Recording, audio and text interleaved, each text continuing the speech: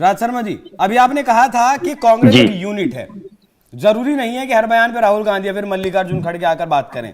दिग्विजय सिंह आपकी पार्टी के एक बहुत सीनियर नेता हैं, जिन्होंने कल कहा है कि जिस रामलला की मूर्ति पर सारा झगड़ा था वो मूर्ति कहां है, नई मूर्ति क्यों बनवाई जा रही है, नई मूर्ति को स्थापित क्यों करेंगे? नहीं, मैं ये कह रहा हूं कि सबसे पहले तो अब आप सुन लीजिए कि इस देश में सबको बोलने का अधिकार है, किसी की जुबान आप पकड़ नहीं सकते। अब तो सवाल इस बात का है कि आपको अगर राम विरोधी बयान क्यों आते हैं अक्सर? नहीं, राम विरोधी नहीं, राम का ताला हमारी सरकार ने खुलाया था, राम विरोधी नहीं। लेकिन मुझे सरकार में ताला खुला, इस बात मुझे बड़ा, लेकिन हाँ, मुझे पुंडीर साहब, लेकिन एक बहुत बड़ी अफसोस की बात हो रही है कि वहां राम मंदिर बन रहा है, सब लोग खुश हैं, लेकिन मीडिया में ये इधर उधर की चर्चाएं चल रही है। लेकिन आप लोग ने ये चर्चा क्यों नहीं चलाई कि बनारस में लड़की का रेप हो गया और जो लड़के 52 दिन तक घूमते रहे, योगी के संग फोटो खिंचा रहे थे, इनके संग आप लोग क्यों? सर, मैंने खुद वो खबर की है। नहीं, उसे कितनी बार चला रहे हैं? मैंने खुद दूसरों की 1000 गलतियां गिनाने से अपनी गलतियां कम नहीं हो जाती। बीजेपी को टारगेट करके खबर की है, बताया। नहीं, मैं ये कह रहा, मैं एक बात मान रहा हूं कि ये आज की जो हमें, एक और मेरी बात सुनिए, कभी भी भूत पे नहीं जिया जाता।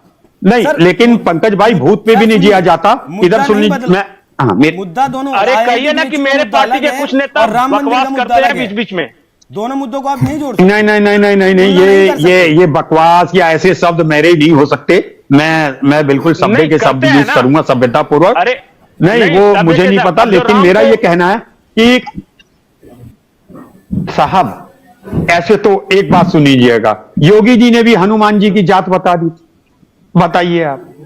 निषाद पार्टी के संजय निषाद ने बता दिया था कि दशरथ के बारे में बोला था, राजभर साहब ने सीता। तो ऐसे बोलने, आप, मुझे समझ नहीं आती कि कोई भी, आज तक मैं ये नहीं देखता कि कोई अगर पॉजिटिव बोलता है उसकी कोई भी मीडिया 2 दिन डिबेट भी चलाना पसंद करता, लेकिन नकारात्मक बातों का सब लोग चलाना पसंद करते हैं। अरे मंदिर बन रहा, उसकी खुशियों में लग जाओ, क्या फर्क पड़ रहा भाई? अरे मजा मनाइए खूब दिवालियां, राम का मंदिर बन रहा है, इसमें क्या दिक्कत आ रही किसको? अरे इवन दैट देश का मुसलमान को भी दिक्कत नहीं है। आप जो इतना जो एजेंडा चला रही है ना भारतीय जनता पार्टी, मैं कह रहा हूं मुसलमान को भी इतनी दिक्कत नहीं है। मुसलमान भी कह रहा ठीक है कोर्ट का फैसला, क्योंकि जब कोर्ट में केस में रहा तब भी मुसलमान कहते थे कि भाई जो कोर्ट का फैसला होगा वो कर लेंगे। मुझे नहीं समझ आ रही है दिक्कत क्या है। कोई भी कुछ कह रहा है, उसकी बात करते तवज्जो क्या है?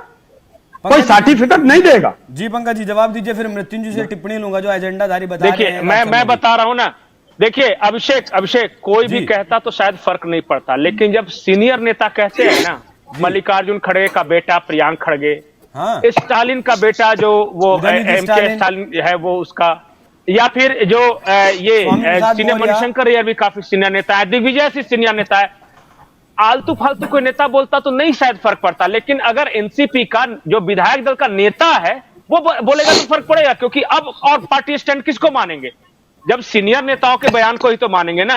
देखिए राज साहब, सच्चाई यह है कि कांग्रेस में 2 धड़े हैं। एक धड़ा वो है जो राज साहब का है और आचार्य प्रमोद कृष्णन का है और जनार्दन द्विवेदी वगैरह का है। ये सब हिंदू हैं, ये नरसिम्हा राव था उस धड़े में, उस धड़े में बहुत सारे लोग रहे हैं, लेकिन एक धड़ा घोर वामपंथी या कम्युनिस्ट का भी है, मणिशंकर अय्यर टाइप का।